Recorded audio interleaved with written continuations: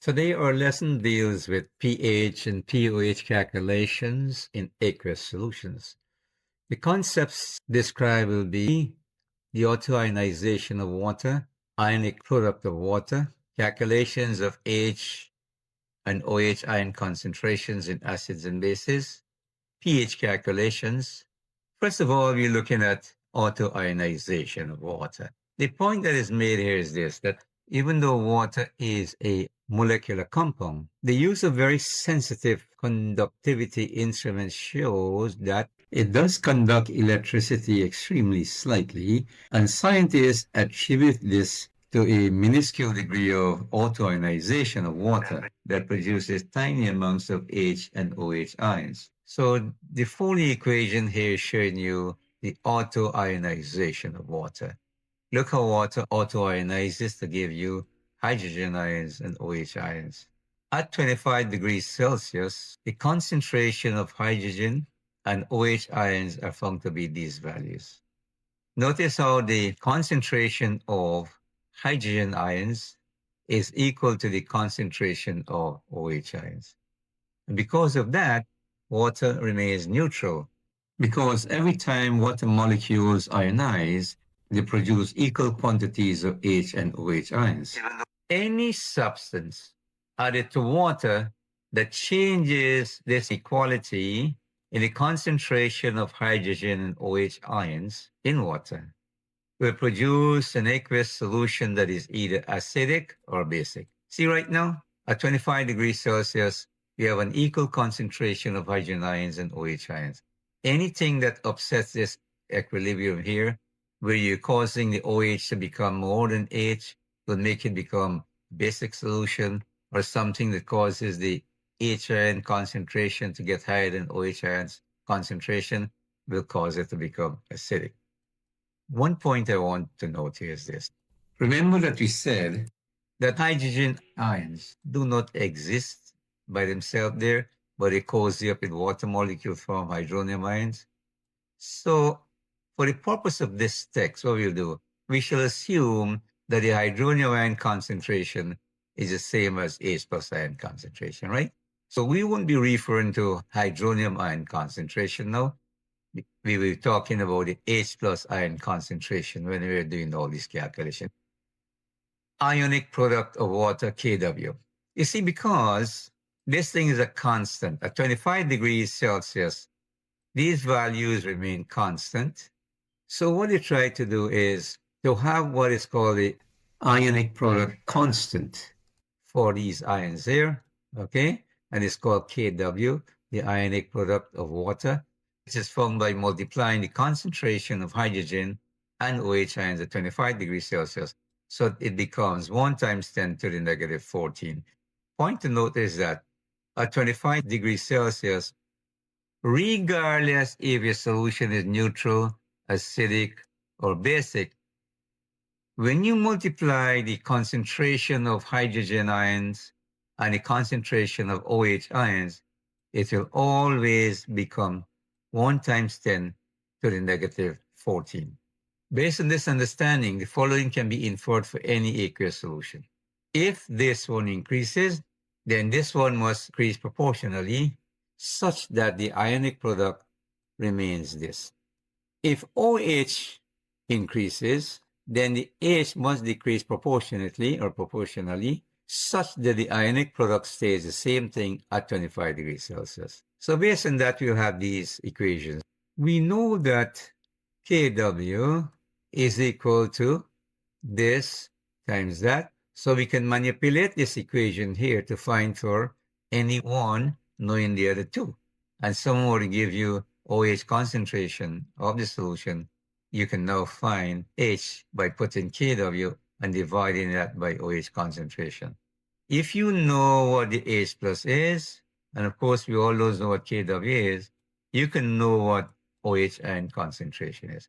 So hold these three equations together as we'll be using these to find out the concentration of hydrogen ions in a solution given OH, and we will be required to find the OH ion concentration in a solution given H, since we know what Kw is. Let's see what happens when you add an acid to water. Let's see how the concentration of H and OH changes, okay? In water, the concentration of these two things are the same. H as well as OH is the same. So we show you by this graph here, can see that concentration is the same as that, okay? We're showing the OH there and H. Before you add an acid, this is what we have in here, equal concentration. And this is the product, all right? Let's see what happens after you add an acid. When you add an acid, what are you adding? You are adding H plus ions. So let's look at these figures here. Before you add H plus from the acid, you can see inside here, you're having an equal concentration of H and OH ion because it's neutral. When you add hydrogen ion now, what each hydrogen ion will do is to seek out an OH ion and neutralize it. So 4H or H ion will neutralize 4OH ion. That's what we're doing here. And it gives you 4 molecules of water that's neutral. So I'm showing you how that is going to happen here. And that is the result here. So look what happens. Because you're removing OH from the solution and locking them up as water molecules, the concentration of hydrogen ions gets higher than the concentration of OH ions. If you look at this figure here now, you can see that the hydrogen ion concentration went up and the OH ion concentration is lowered. However, even though that is so, when you multiply the new hydrogen ion concentration with the new OH ion concentration, it results in the same value here, which is the Kw for water. This is the point. Never mind you're adding hydrogen ions to the water, that is increasing the concentration of hydrogen ions and lowering the concentration of OH ions. In the end, whatever values you end up with for H plus ions and the OH ions, when you multiply these, you will still get 1 times 10 to the negative 14 addition of a base. When you add a base, the opposite is going to happen. Before you do that, you have water here, neutral. The concentration of these two guys are the same. Of course, that's the value for Kw. See what happens now. When you add a base, you're actually adding OH ions. Each OH ion that you add takes out an H ion. The OH here is reacting with hydrogen to give you water. And I'm showing you that here, and that is the result there. The effect is that the solution will have a higher concentration of OH ions than hydrogen ions. So now you have a different skewing there. This one went up a little bit, and that one went down proportionately. But when you multiply these values, you still get that value there, okay? So let's summarize all you're having there now. In an acidic solution, the concentration of the hydrogen ion is greater than the concentration of the OH ion. In a basic solution, the concentration of hydroxide ions is greater than that of hydrogen ions. And in a neutral solution, the concentrations of these are the same. The ionic product of water, Kw, which is a product of H and OH, is always this value. Based on that, if you know OH, you can calculate H by putting this value here over the OH. If you know H, you can calculate OH by putting Kw and divide it by concentration of H plus there. So this is a very important point to note. In all solutions, whether it's acid, bases, salts, or water, the product of H plus and OH must always be this at 25 degrees Celsius. pH, or what is called a power of hydrogen calculations. pH has been associated with a way of indicating the concentration of hydrogen ions in any aqueous solution. It was developed over 100 years ago by Danish scientist Sorensen and is expressed as this equation here, that pH is equal to negative log of hydrogen ion concentration. So if you know the hydrogen ion concentration, you all do is to put the negative log of that and you'll get its pH. So let us look at some calculations to make that well understood. What is the pH of water at 25 degrees Celsius? We know that the hydrogen ion concentration at 25 degrees Celsius is this. It changes, eh? If you raise the temperature of the water, it causes a greater degree of autoionization, and therefore you'll have a greater concentration of hydrogen and OH concentrations. So this is the concentration. All you do is to find negative log of that. Negative log of this value here is equal to 7. Now, when you see these square brackets here, anything in a square parenthesis means you're talking about the concentration. Log of that guy there in the square parenthesis means you're talking about their concentration. pH of a monoprotic acid.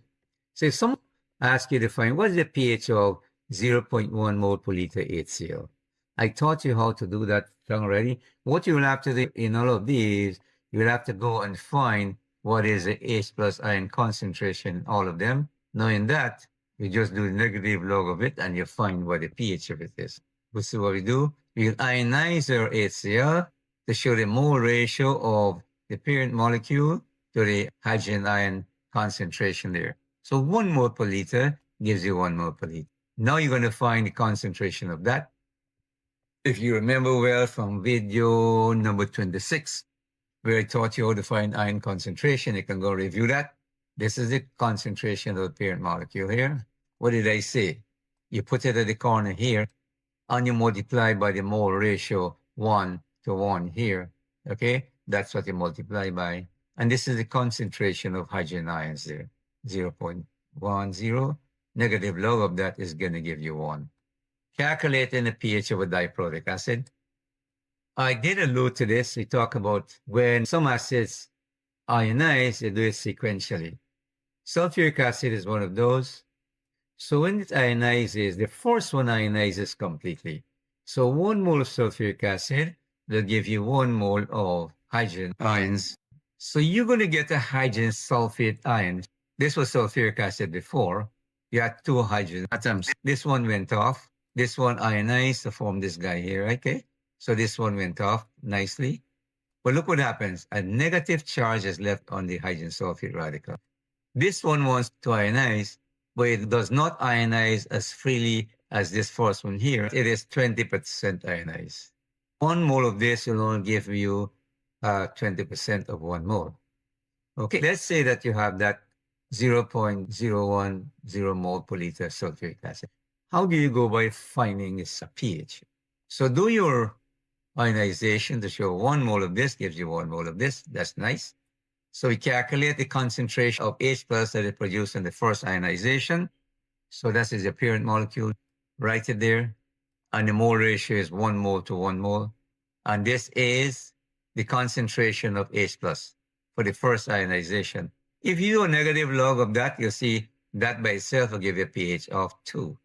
But this is not accurate because you have to do the other part where the hydrogen sulfate is now going to ionize to give you some more H plus.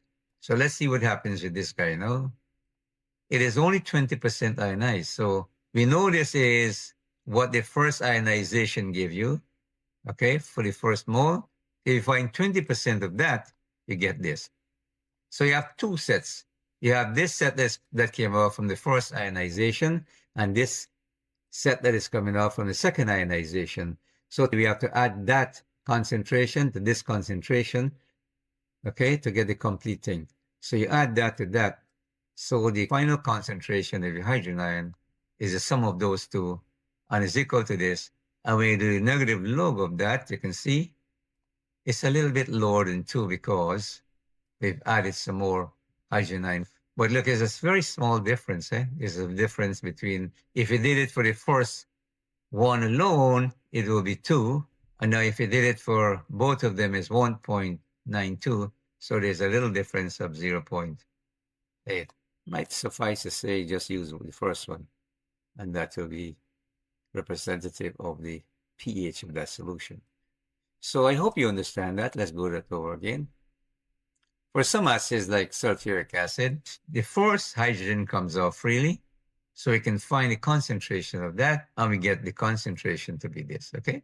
Now the hydrogen sulfate ion is only partially ionized, which is 20% ionized. So we know the first one was that.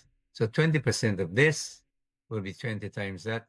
If it's at 100% ionized, then we would have put 2 moles to 1 mole, but that doesn't happen. Okay, because we said the second hydrogen is reluctant to move off so readily like the first one. And then you do that, you add the two together, and then you find your negative log of that. Okay.